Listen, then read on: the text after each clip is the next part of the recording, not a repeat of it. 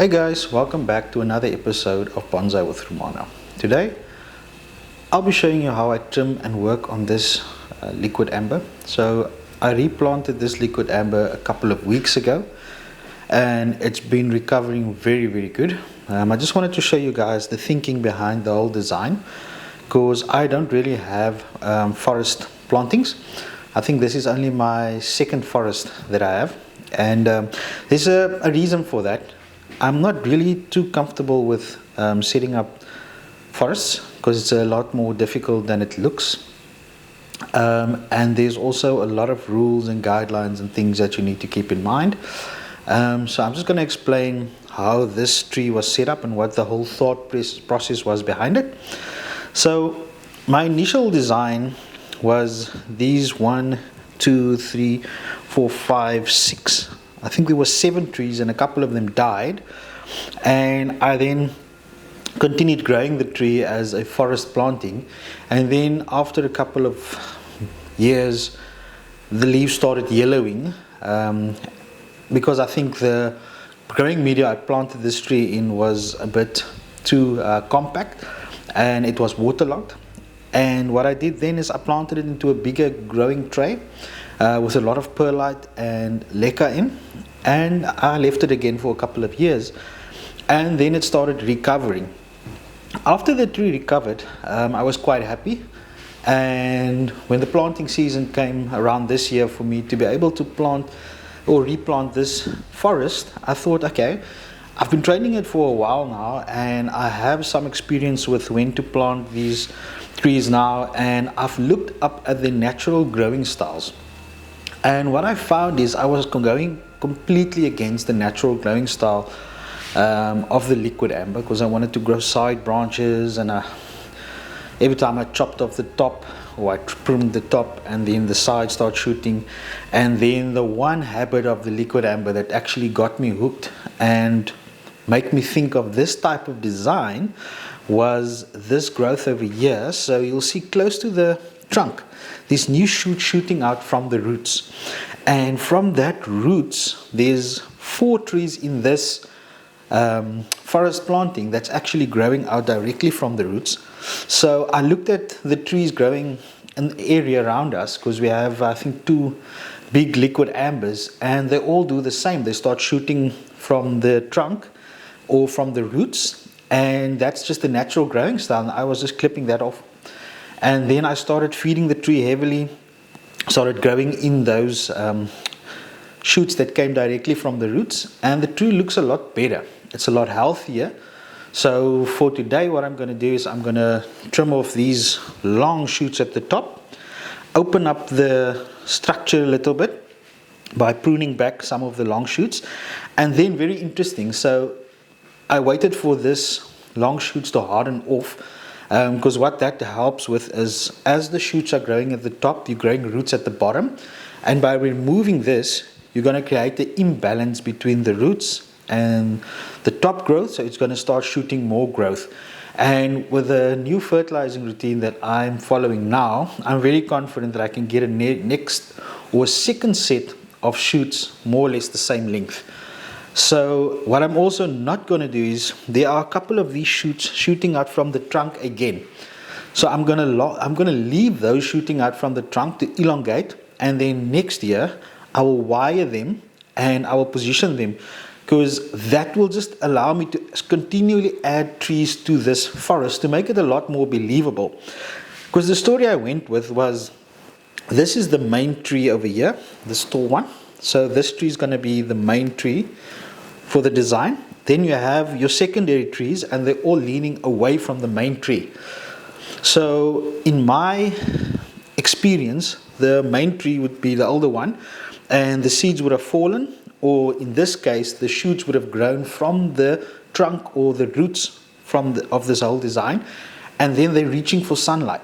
So that's why some of these shoots that's growing out from a lower third of the trunk, I'm just cutting away the side growth, and then I'm allowing it to grow up straight, because it's reaching for sunlight. Because if you're looking in the forest, all the trees are nice and tall. They're not like the informal trees that we're growing left, right, back branch. So these ones are going straight up, and then when they reach a certain height, they get sunlight. They obviously, you'll see most of the trees when they're growing out, they have a certain height that they reach, and then they just start stagnating there, and they will grow a lot of smaller shoots close to the apex of the trunk, because that's how high they can grow. And I think that has a lot to do with how high they can pull the water up from the roots to the top of the tree. So what I did is I planted this whole tree into this tray, and then I raked off some of the excess soil from the previous growth, but I didn't disturb the root ball, because this was like almost an established type of forest before I planted it into this tray. All I did is I mounded a bit of soil at the bottom of the tray, and then I put it on top, and then what I did is I kind of bent it open so it looks like a little mound or a little island, and then I took fine gravel and I just threw it all the way around the base. Now it looks like this. Trees are growing on a little island, and there's blue water all around it. So what I'm going to start off with is I'm going to start removing some of the weeds, and then I'll start trimming back the apex. Yeah, so I'm trying something completely different today. I'm going to explain my thought process and how I work on my trees. Yeah, because a lot of the stuff I've been doing some voiceovers and doing some recordings post edit, that makes it a lot easier. But today I think I'll share some of my thoughts, and then you guys can let me know at the end of the video what you thought of today's video. And yeah, let me know what you think of the new style. Okay, so I'm just gonna start working on the tree and take you guys along the whole process.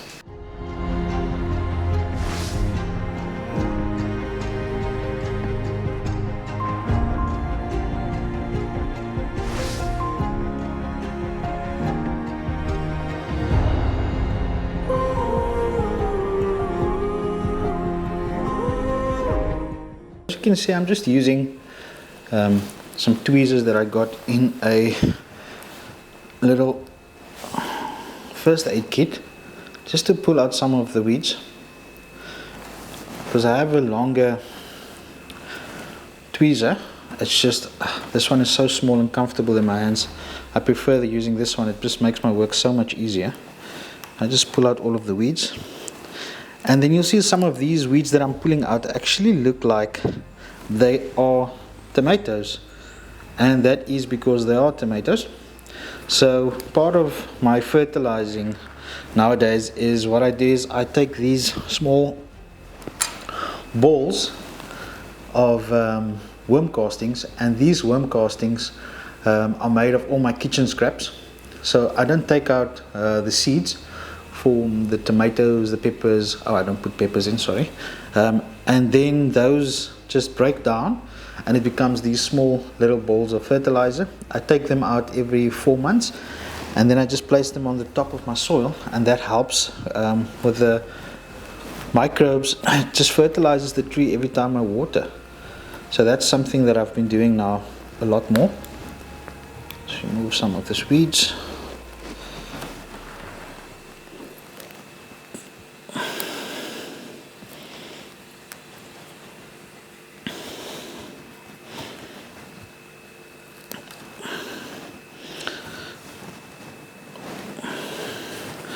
And then this tree is in full sun, so it's not protected or in shade or anything like that. So it gets full sun from early in the morning till about 12:01ish, and then the sun goes over the house, so it doesn't receive any afternoon sun. But the moss that I have under here is quite protected by the canopy of the tree, so the moss kind of stays nice and green, and it gives you that grass feeling under this forest. Okay, so I think that's most of the weeds. Just see there's a couple in between. Just grab those out. Okay, cool. Now there's a few more close to the trunk. So I prefer using tweezers and trying to get my hands in between all of these foliage and thick branches, because the chances of you breaking off branches trying to reach for little small weeds and things in here with your hands is quite a big risk that I'm not willing to take after you spend so much years styling and trying to take care of your tree. Okay, that's it. That's all the weeds done. Just throw that in the bucket. So now I'm going to move on to the pruning.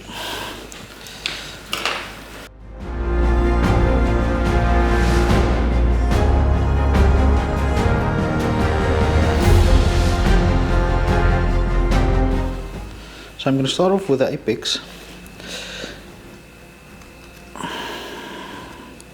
So I'm going to be removing this main one.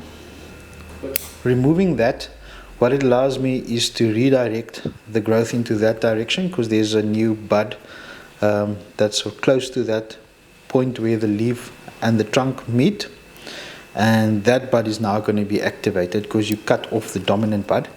So looking at this, there's 3 new shoots here. So there's 1, 2, 3. So apex can only have one top part. So I'm going to remove this one, and I'm going to kind of have to direct it forward so that these 2 branches don't grow in the same area. Off there. I'm going to leave that one. It's not nice and strong. The second one I'm going to take back far, so about there. I'm just going to go down the main trunk first, the leader, and then move on to the second ones. So working with a forest is quite similar to working with a single tree. The only thing is the rules don't apply to one individual tree, it applies to the whole tree. So just looking at this forest over here, this is the main tree, so this is the highest tree. This tree, or the secondary tree, is quite close to that. So what I'm going to do is I'm going to have to shorten this a lot more. So what I'll do is I'll just remove this main branch over here and make sure that there's buds. Okay, remove that top part.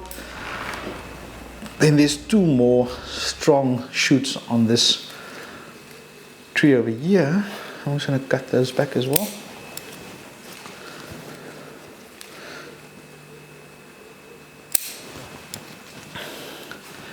And then right at the back, there's this shoot over here that's doing quite good, but I left it when I planted the tree initially because I wanted something to grow and fill in this space.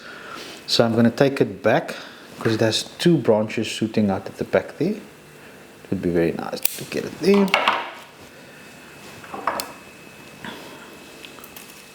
And then here's a little branch that died off. I was transporting this for a demo, and I kind of broke a couple of branches off because I had to add something else into the boot and there wasn't enough space. I think a year ago, if something like that happened, I would have died. But you kind of learn that bonsai trees change as you go along. Remove the here.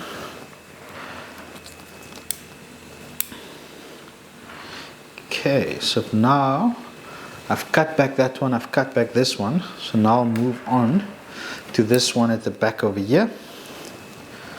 See how its branches are growing. Cut it off there. And here's a strong shoot coming up to the side.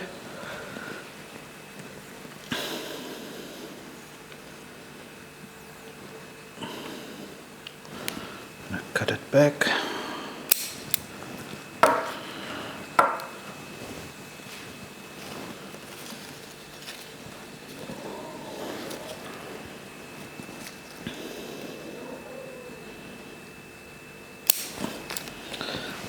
It's always good when you're trimming the trees to work through and look at the future health of a tree, deciding where you're going to add in more growth, and also if you trim back a tree, which side the branch is going to grow out to, because you don't want branches to grow into each other.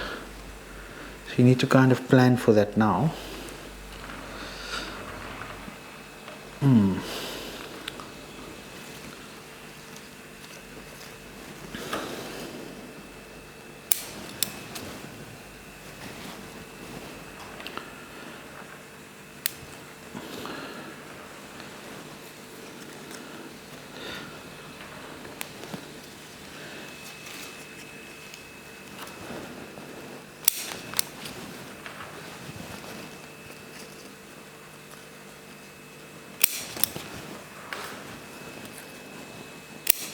So all I'm doing now is just removing some of the strong shoots to the top. As I mentioned earlier, I'm going to leave some of the shoots growing lower down because I actually want to fill in some of the space. I want to see how they fill in at a later stage.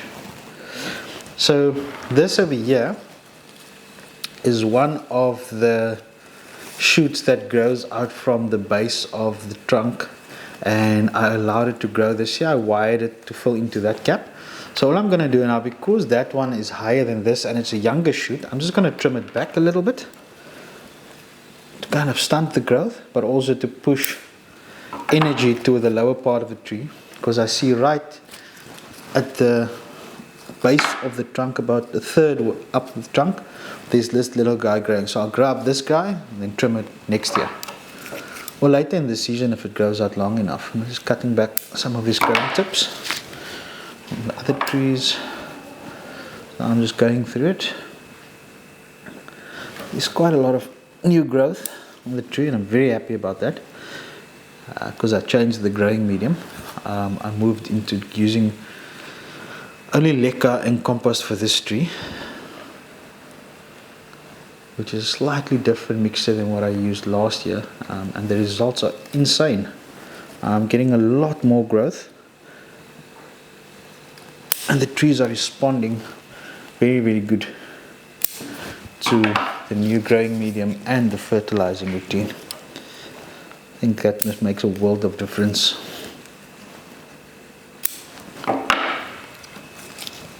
So here's also one of the shoots that I broke off transporting the tree. Okay,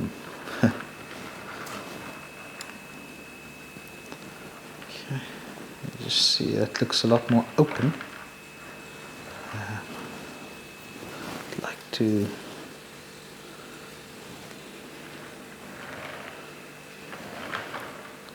okay, so this branch is coming up from the side of the trunk, so I'm just trying to think if I should let it grow long, bend it in there and then trim it back, because there's quite a big space on this side of the tree, so I would love to get something in there to cover up. But the tree is really filling up very, very nicely. Like all the primary branches are in the right place. So I'm also checking now if I should remove some of the wire, because I put that on a couple of weeks ago and it still looks like they're fine, so it doesn't look like I need to remove any of those wires yet. But I'll keep a close eye, because we are in the last 2 weeks of November, which would be the end of our spring season, and then December our summer will start, or our warmer temperatures. So we have gone into the mid-30s this year, up till now. The last week has just been 32, 30, 35 degrees Celsius, so it's quite warm. So I water my trees a little bit more and a little bit more often. So like some of the trees that's planted directly into straight leca, I water them in the morning before I start working, and then when I come back for lunchtime I water some of the trees again, also depending on the mixture that I used for that specific trees. Like this forest, because it has such a dense canopy, I only water it in the morning, and I think that's more than enough for this tree, because it's actually shading out the area where the roots are and also where the moss is, so the moss stays quite green throughout the day. With some of the other trees that doesn't have dense canopies, moss is drying out and you can see that the mixture is dry, but this tree is actually just taking care of itself. There's not a lot I need to do. I'm just going to cut back this main trunk over here as well. Just remove the growing tip and leave it some space to shoot back. Sure, this is actually, I have a good smell. It's a very fragrant smell. I just realized now as I'm cutting something smells very nice, and it's actually the sap of the tree, because it's growing so actively now. Let me just go through the more. That one I want to just trim back the, maybe just remove the growing tip so it can shoot back. Oh, I think that's fine. I trimmed back some of the longer shoots. I removed the growing tips or one or two of the trees, and now I think we should be fine. So looking at the tree now, you should see that there's one main tree, secondary tree, third tree, fourth tree, and the triangle we're always looking for is formed like that, and at the bottom here. So the whole forest planting is giving you the triangle. So yeah, very happy with this tree. It's doing very good, and I'll just continue growing it. I think that's it for this tree. Hope you guys enjoyed going through the trimming process with this tree, and I'd like to hear your comments on this forest. It's been a few years in the making, and I think this is the first time I'm making a video regarding this tree. So I'll also show you guys how I repotted the tree. I did record a video, but I waited till it trimmed the tree back the first time so that I can actually show you the progress from when I replanted the tree, no leaves on it, and a couple of weeks later it just filled up with new growth. Okay, I think we're going to end the video here.